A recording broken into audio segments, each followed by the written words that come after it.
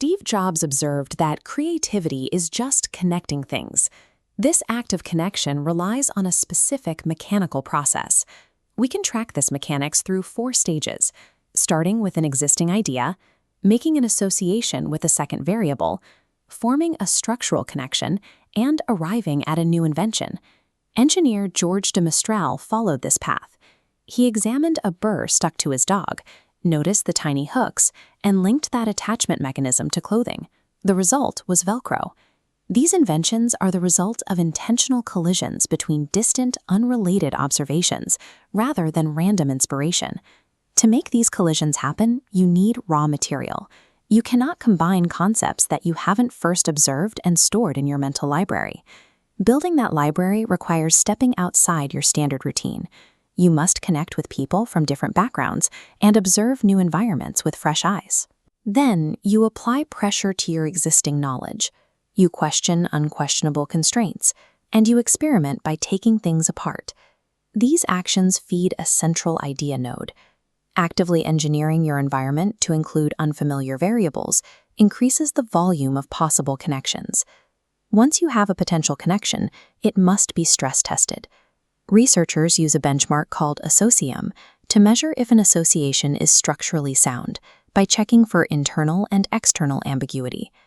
Internal ambiguity occurs when a connection is logically flawed, like associating the shape of a cloud with a cat simply because a cat can curl into a circle. The underlying structure doesn't actually match. External ambiguity is a problem of precision. If you need an object that matches a cloud's circular shape, a soccer ball and a basketball are equally valid, creating a selection deadlock. A strong thinker filters out generic matches to find a specific, highly precise analogy.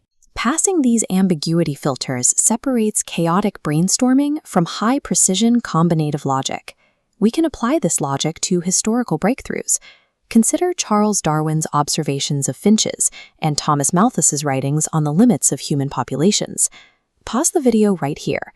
Run those 2 elements through the 4-step formula. What was the result of this combination?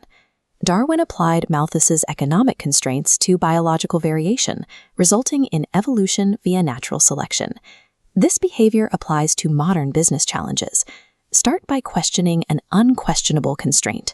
What if we couldn't sell to existing customers next year? That question triggers an associative leap to a different industry. As you pull in a new model on the left, you run the ambiguity check on the right to ensure the logic holds. Tim Berners-Lee utilized this behavior, fitting half-formed ideas together to create the World Wide Web.